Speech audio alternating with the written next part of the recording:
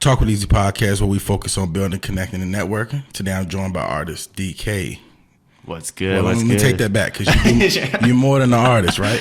Engineer, producer, entrepreneur. Cool guy. Nah, for sure. Hey, look, but I'm glad you made it in safe. I appreciate you joining me today. How you feeling? I'm excited. This is as I was telling you, this is dope. Looking around, seeing all this, seeing you make all this, and you know, I'm usually on the other end, you know, of the podcast doing sound or whatever. So this is the first time I've ever been a guest. So I'm really honored, for real. Like, I appreciate you. Oh yeah, man, for sure. Like I said, we go back, you know. But before I get in too deep, you know, I want to get the people insight of who you are. What does DK stand for? Drift King? Nah, it's my initials, actually. So growing up, you know, David Kim, DK. So, you know, people would just throw names at me like Dave, Cool Dave, Simple Dave, DK, you know, and then I got brothers. So my older, younger brother, same initials. So there's AK, DK, and then AK Jr. You know, okay.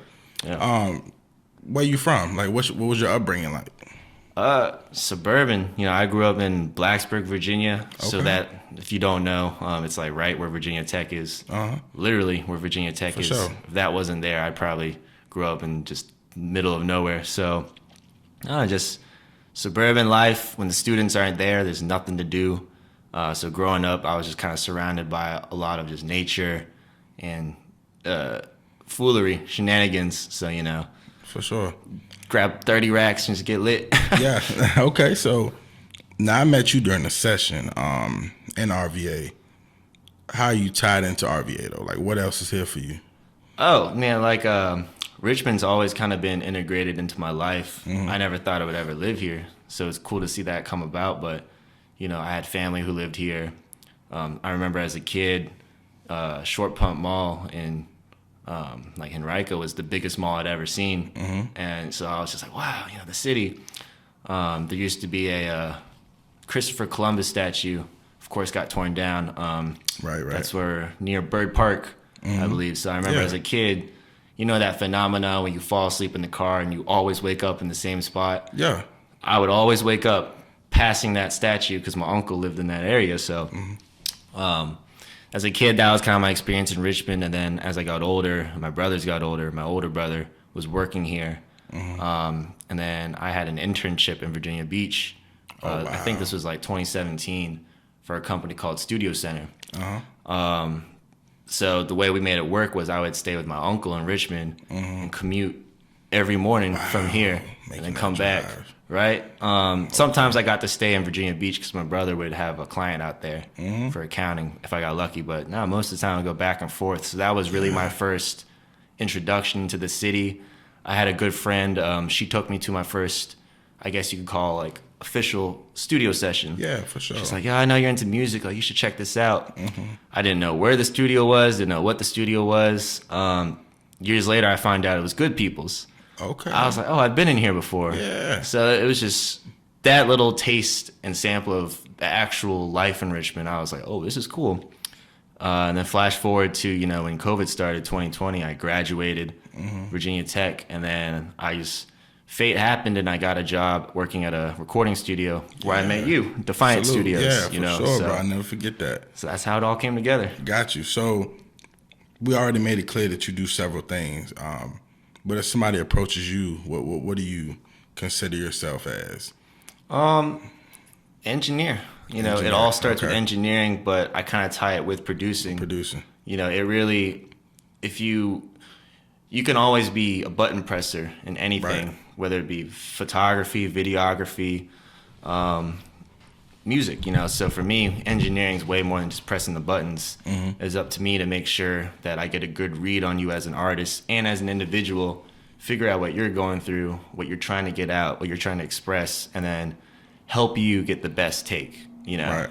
So I think it ties in with producing as well, and I love making records. I love music. So, yeah. Okay, respect, man. Like I said, you're a man of many talents, and I feel like the game need more people like you, for real. You know, it's missing the element, I feel. I saw you release Problem a few months ago, right? Yes, sir. Okay. How was that? So first off, how was that session? Like, we'll touch on the video a little bit after, but how was the session? The session, with that song? It was before the session even happened. It was a premeditated idea I had for a minute. There's 2 superstars in the area, and I don't think the world knows it yet. They're not even 20 years old, man. It's Lil Ray. Lil Ray. Where's the camera? Shout out to Lil Ray. Yeah. Right Camera here. 1 and 2. Right here. Shout out to Lil Ray. Yeah. And Dope Kari. Shout out to Dope Kari. Okay. Lil Ray's team, Dope Kari's team. Those 2 are literally the future of the music scene. Salute them. And so I'm like, all right, we got X, Y, and Z popping off in the local music scene, whatever you want to call it. And I'm like, well, these guys got it. I want to give them a scene where they can literally show that they are better. I'm big on competition. That's just the core of hip hop, you know, and I'm big on music is music, whatever, but it's more than that. It's a feeling. It needs to invoke scenes. It needs to evoke imagery. Yeah, I'm right there with you. When I make stuff, I don't just go make a beat. No, I have to make a set, like a production set, to allow these artists, these actors and actresses, to put on the best performance of their life. The scene I had in mind for them 2 in specific, I wanted to make the most brash, loud, egotistical beat, and I wanted it to look like what you know what like a zoot suit is. Yeah.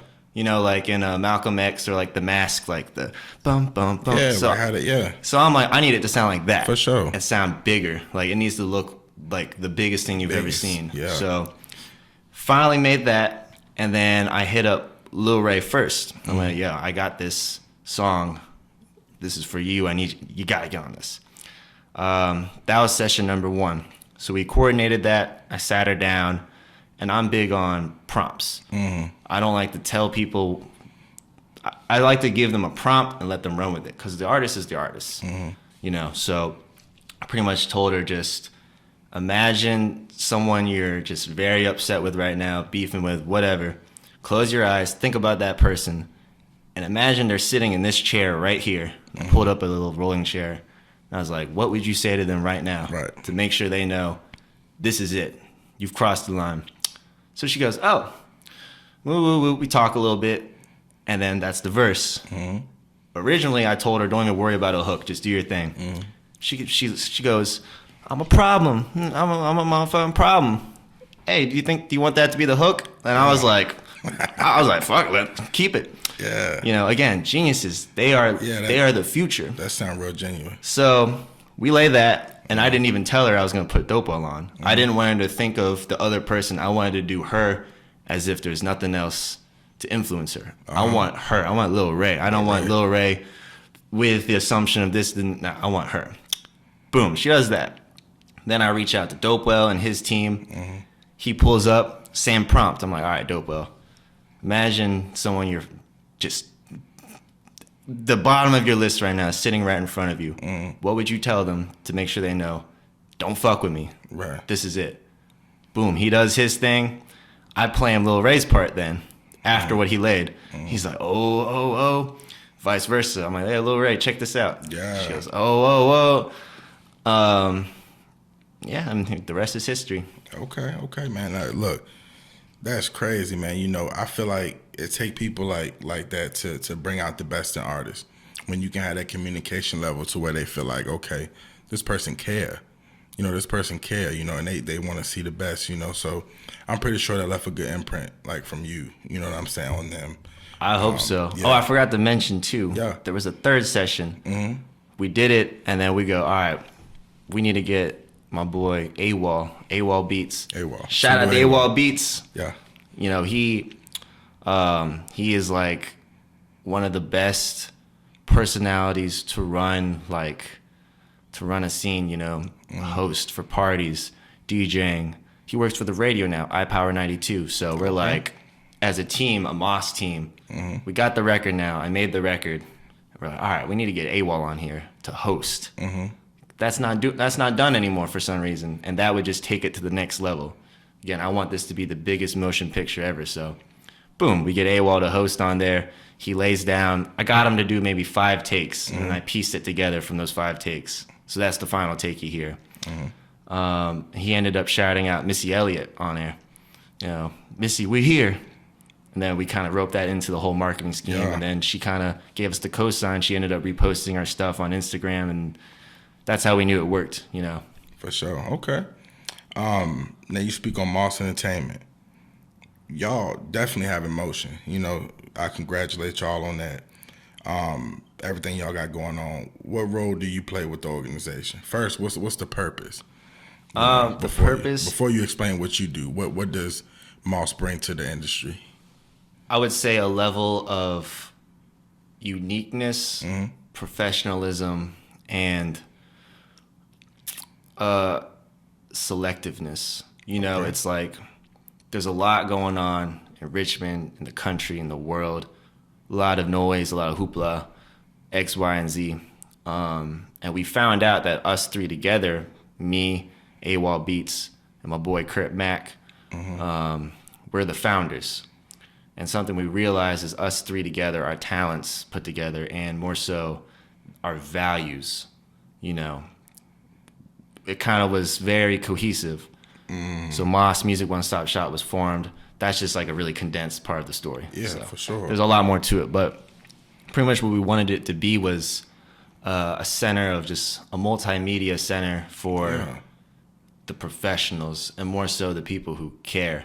We don't care if you got 20,000 followers, 20,000 streams, whatever. I don't care. Are you about it, and are you unique? Are you going to do something to actually change and affect the fans, the audience, the world? It's all about impact. We're big on mantras. So one of our top mantras is, you know, success is determined by your impact on others. Legit. There's a lot of people just kind of like, we can call it clout chasing, whatever. It's like, that's cool. Whatever works, but that's not a road we want to follow. If you have a good heart and a good mission, and we can feel it off rip, boom, that's a partnership waiting to happen. Okay.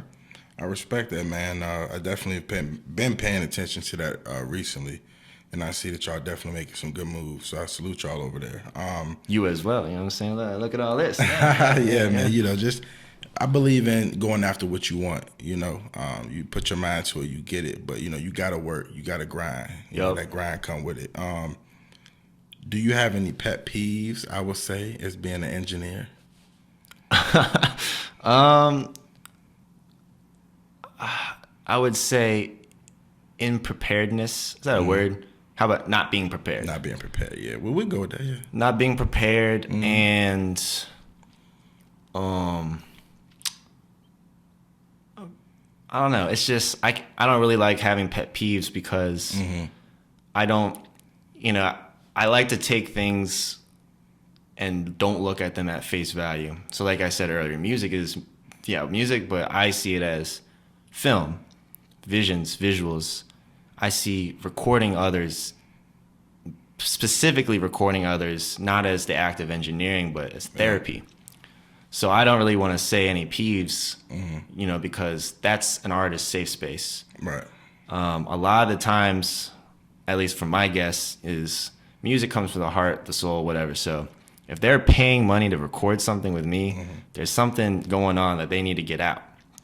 So I have to make that space as safe as possible, as comfortable as possible. So any peeves I might have, that's just got to stay internal, because that's not, you know, I can't knock what they got going on. If you're coming in with a big ego, fuck it. If that's what makes you comfortable, let's do it. Let me boost your ego a bit. You know what I'm saying? Right. Yeah, no. That's a good answer, man. You know, because it's going to be a different answer for everybody, but that's a good answer.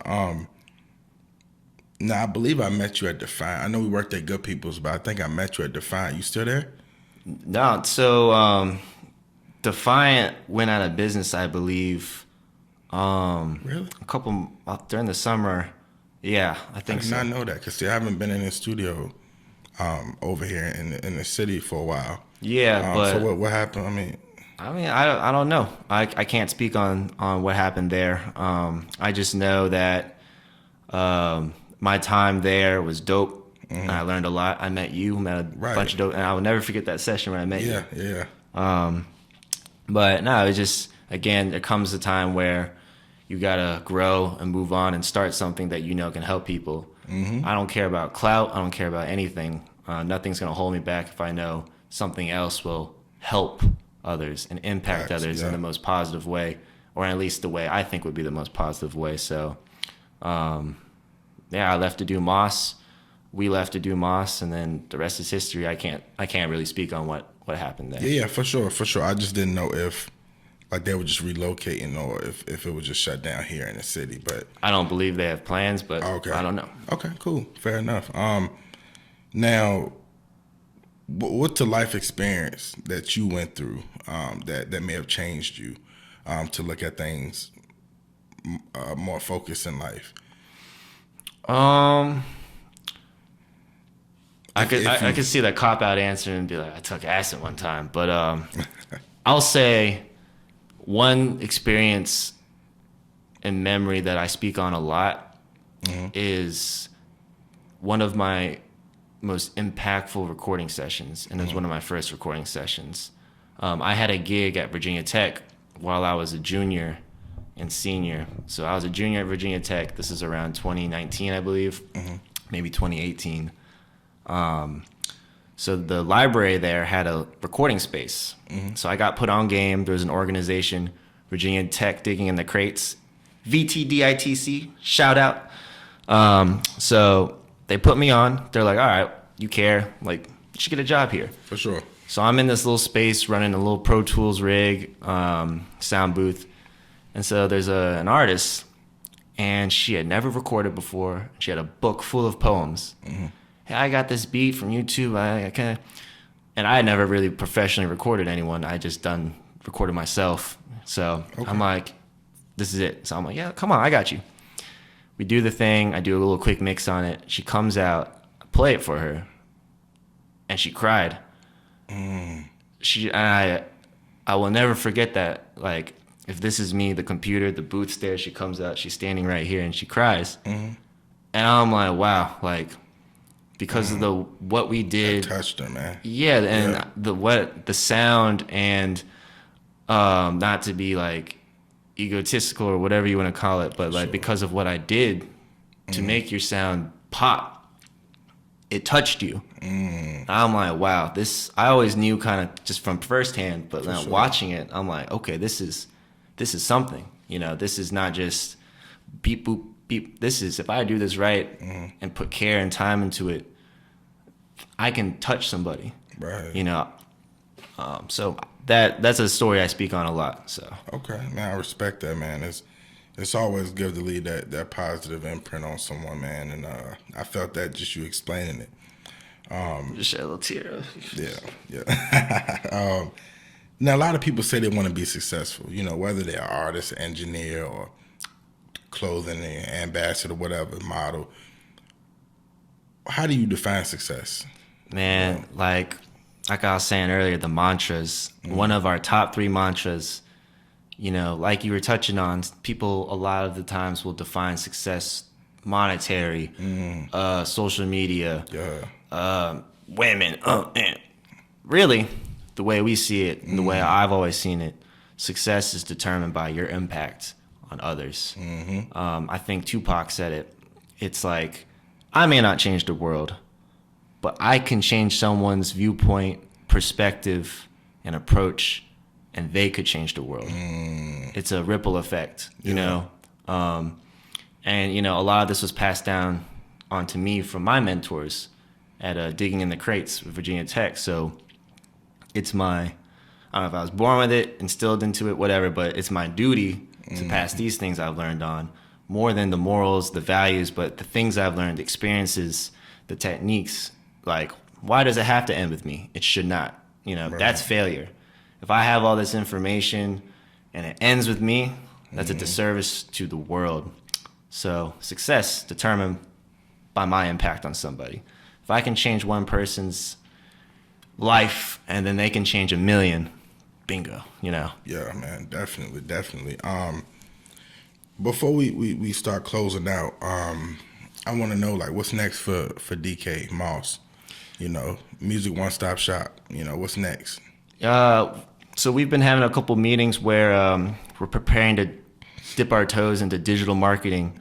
We're preparing to link up with small businesses and such as yourself, you know, where we'll touch base with them, figure out what they want to get done, and we'll make the best advertising marketing campaign you've ever believed and seen on screen. You know what I'm saying?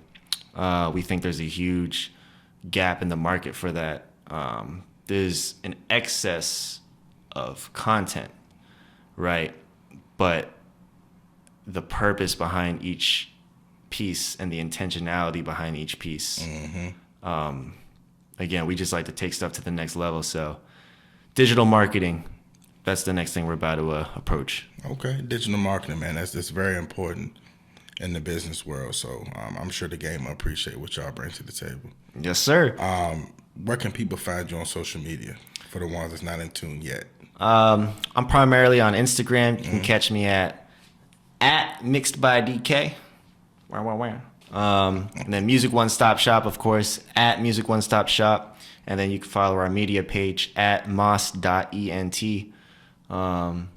Tap in with my boys, Crip Mac, AWOL Beats, Fly Deezy, Dope Okari, Lil Ray, Kill Val, Enterprise Wise, Lord Sea Life, Calvin LaFleur, VOG, Mixed by 3, Mixed by Jigs. The team is massive. So, yeah.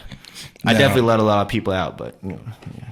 Right. Man, I want to thank you for a dope interview, man. You know, appreciate you coming through. Of course. Organic interview. Speaking of organic, you know, I know we talked about the organic culture. Shout out to organic culture. Yeah. Blue Hat, VA. Yeah, man. They're my peoples, man. Definitely got to get up with them and let them know. You know, we touched on that. And like I said, I want to thank you for that. And until next time, man. Yes, sir. Appreciate you. Alrighty.